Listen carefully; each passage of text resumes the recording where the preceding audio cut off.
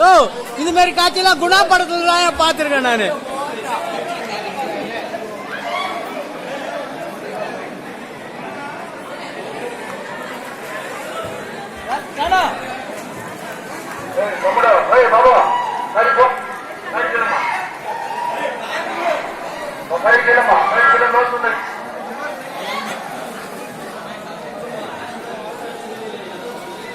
Ravi, Ravi,